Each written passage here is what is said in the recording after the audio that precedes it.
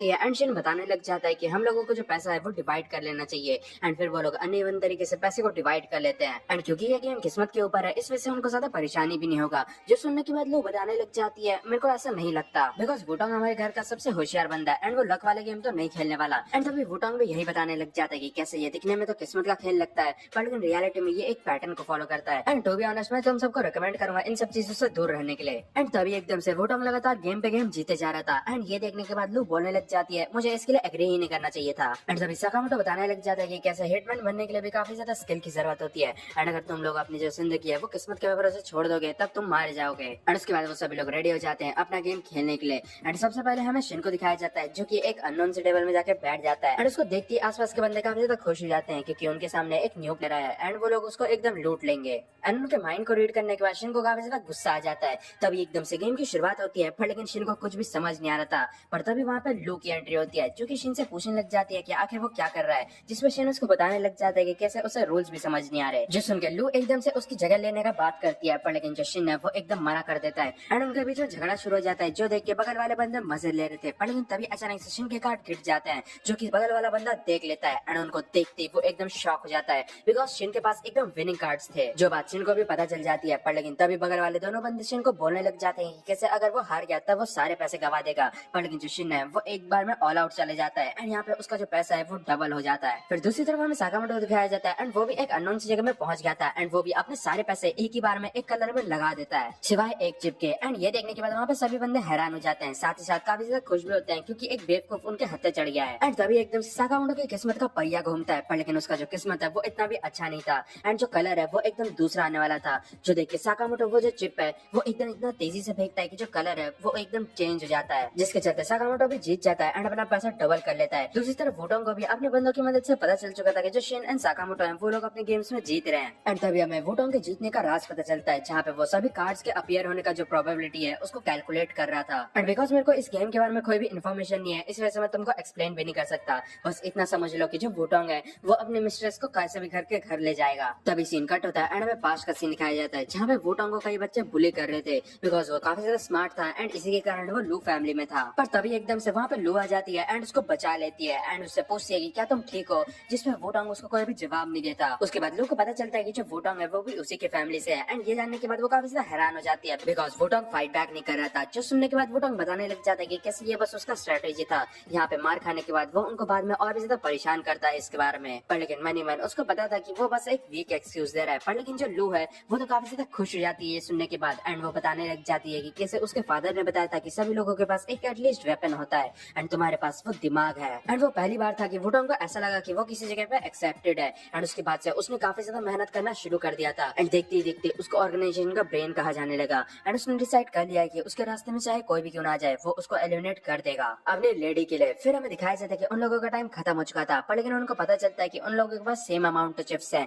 जिसका मतलब match draw हो चुका है। गैंग मेंबर्स वुटांग को बोलने लग जाते हैं उन सभी को शूट कर देने के लिए, पर लेकिन वुटांग नहीं मानता एंड वो टाई ब्रेकर के लिए एक और गेम डिसाइड करता है। पर लेकिन शिन एंड साकामोटो को उसके बारे में कोई भी नॉलेज नहीं थी, जिसके कारण वो लोग डिसाइड करते हैं एक सिंपल सा कार्ड का गेम खेलने के लिए, जिसका सिंपल सा रूल है जिसके पास भी लास्ट में जोकर बचा वही टीम हार जाएगी। गेम की शुरुआत होती है एंड शिन एकदम से जोकर का पता लगाने का ट्राई करता है, पर लेकिन उसको माइंड रीड करने की भी जरूरत नहीं होती बिकॉज श्लू का चेहरा देख के पता चल रहा था कि उसी के पास जोकर है एंड उसने ये चीज इतनी ज्यादा ऑब्वियस बना ली थी कि वहाँ पे सभी लोगों को इसके बारे में पता चल चुका था, जिसके कारण वो लोग अब क्या ही बोल सकते हैं। इवन जब वुटांग लू से कार्ड्स लेने वाला था तब जो वुटांग है वो एकदम से जैसे ही जोकर लेने वाला था लू काफी ज्यादा खुश हो जाती है एंड जब दूसरा कार्ड लेने वाला था तब लू एकदम से रोने लग जाती है एंड ये चीजें देखने के बाद जो वुटांग है वो जोकर का कार्ड ले लेता है ताकि वो अपनी मिस को जिता सके एंड ये देख के शिन एंड साकामोटो भी हैरान हो जाता है एंड उसके बाद जो शिन है वो एकदम से उसका माइंड रीड करने का ट्राई करता है। पर लेकिन वुटांग बताने लग जाता है कि कैसे जो ह्यूमंस है वो तीन तरीके से कॉन्शियसनेस रीड कर सकते हैं। सबसे पहला है वर्बल कॉन्शियसनेस, सेकंड है प्री कॉन्शियसनेस एंड थर्ड है सब कॉन्शियसनेस। अब मेरे को बस ये पता लगाना है कि आखिर तुम कौन सा वाला रीड करते हो। शिन को उसकी बात बिल्कुल भी समझ नहीं आती है एंड वो वापस से उसका माइंड रीड करने का ट्राई करता है। पर लेकिन इस मोमेंट में जो वुटांग है वो उसके माइंड में इतनी ज्यादा इन्फॉर्मेशन शेयर करने लग जाता है कि जो शिन का माइंड है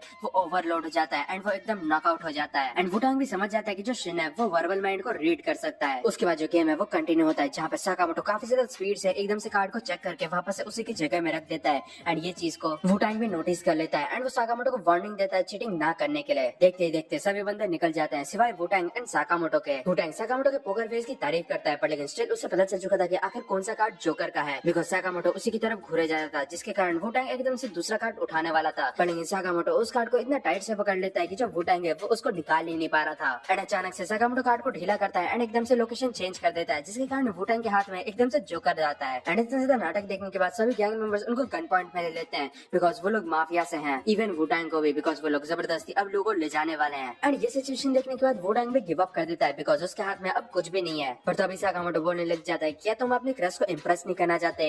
एंड ये सुनने के बाद जो वुटांग है वो एकदम सोचने लग जाता है कि कैसे लोग हमेशा उसके ब्रेन की तारीफ करते हुए है।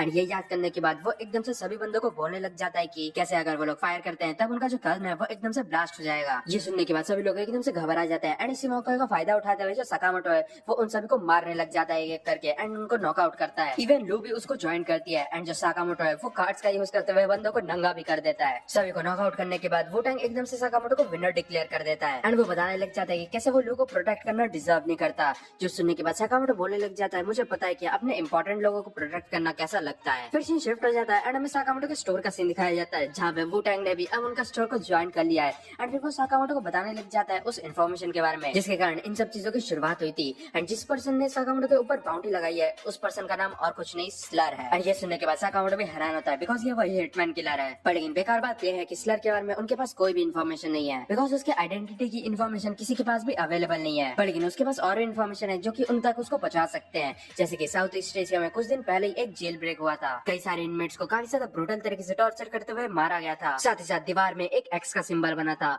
जिसका सीधा सीधा मतलब है कि स्लर ने उनको मारा है। वो एक बंदे को जानता है जो कि डेड बॉडीज को बाय करता है एंड उसके थ्रू उसको पता चला था कि जापान में कुछ अजीब से बॉडी मिला है, जैसे कि एक में कई सारे छेद हो रखे थे, एक और का पूरा स्किन निकाल दिया गया था एंड एक और बॉडी का तो पूरे टुकड़े टुकड़े कर दिए गए थे। एंड एट लास्ट एक बॉडी को पूरा क्रश करते हुए एक बॉल बना दिया गया था। जो सुनने के बाद वो लोग एकदम हैरान हो जाते हैं एंड उन बॉडीज का रिलेशन पूछते हैं, जिसमें वुटांग बताने लग जाता है कि साउथ ईस्ट एशिया से कुछ प्रिजनर्स एक्सेप्ट किए थे एंड उनके किलिंग का मेथड एकदम सेम है इनसे। तभी हमें एक मॉल का सीन दिखाया जाता है जहाँ पे सभी लोगों की नजर 4 लोगों पे थी, जहाँ पे सबसे पहले पर्सन का नाम डम्प था एंड उसके 180 बॉडी काउंट्स थे। एंड अब वो बॉडी काउंट्स क्या है तुम समझ जाओ। डम्प का एटीट्यूड काफी ज्यादा गुस्सैल था, बिकॉज उसको गुस्सा आ रहा था कि सभी लोगों का जो अट्रैक्शन है वो उनके ऊपर है। फिर हमें दूसरा बंदा दिखाया जाता है जिसका नाम सॉ है एंड इसका 64 बॉडी काउंट है एंड ये एकदम चिलगाई है, बिकॉज ये मांगा एंजॉय कर रहा था। फिर हमें तीसरा बंदा दिखाया जाता है जिसका नाम अपार्ट है एंड इसके 206 बॉडी काउंट है एंड ये बंदा तो एकदम रो रहा था बिकॉज उसके बर्गर में पिकल्स थे। फिर हमें चौथा बंदा दिखाया जाता है जिसका नाम मिनिमलिस्ट है एंड इसका 370 बॉडी काउंट है। पर फनी थिंग तो ये है कि ये लोग कंबाइन करके भी जॉनी सिंस को नहीं हरा सकते बॉडी काउंट के मामले में। वो लोग डिस्कस कर रहे होते हैं कि आखिर उनको यहाँ पे करना क्या है, पर लेकिन तभी वहाँ पे काशिमा की एंट्री होती है जो कि उन सभी को वेलकम करता है जापान में। साथ ही साथ वो उन सभी को साकामोटो एंड उनके फ्रेंड्स के डिटेल्स भी दे देता है जो कि उनके टारगेट होने वाले हैं। जो देख के उन सभी का मूड खराब हो जाता है, बिकॉज इतने फालतू के टारगेट्स के लिए उनको यहाँ तक आना पड़ा। जो देख के काशिमा उन सभी को अंडर एस्टिमेट करने के लिए मना करता है। पर 370 बॉडी काउंट वाला बंदा बोलने लग जाता है उसे फर्क नहीं पड़ता उसके सामने कौन है एंड फिर वो एकदम से टेबल को उठा के उसको पिचका के एकदम से बॉल बना देता है। याद है कि वो लोग काशिमा से ये भी पूछते हैं कि आखिर उन लोगों ने उनकी मदद क्यों की जेल ब्रेक करने में, पर लेकिन काशिमा उनको कोई भी जवाब नहीं देता एंड वो लोग वहाँ से चले जाते हैं 1 महीने का टाइम मांगते हुए। तभी काशिमा बताने लग जाता है कि कैसे ये लोग जीने के लिए नहीं मारते बल्कि जीते हैं मारने के लिए, जो कि एकदम प्योर इवल है एंड यही उनकी डेस्टिनी भी है। फिर सीन शिफ्ट होता है एंड हमें वापस से साकामोटो के शॉप का सीन दिखाया जाता है जहाँ पे वुटांग को अपना पेचेक मिल चुका था, पर लेकिन अभी भी उसका ओपिनियन यही था कि वो लो कोरिया के यहाँ से निकलना चाहता है। पर तभी साकामोटो उसको और भी कॉन्टैक्ट से बात करने के लिए बोलता है ताकि उसको स्लर के बारे में और भी इन्फॉर्मेशन मिल सके। यहाँ तक कि उनका प्लान तो ये था कि वो लोग JA के पहले खुद से उनसे निपट ले। जो सुनने के बाद वुटांग का दिमाग एकदम खराब हो जाता है बिकॉज वो लोग साइकोपैथ मर्डरर के साथ डील कर रहे हैं। जो सुनने के बाद साकामोटो बोलने लग जाता है तब तो ये और भी ज्यादा रीजन बनाता है कि हमको इनसे डील करना ही पड़ेगा। एंड इसी के साथ ये जो एपिसोड है वो खत्म होता है।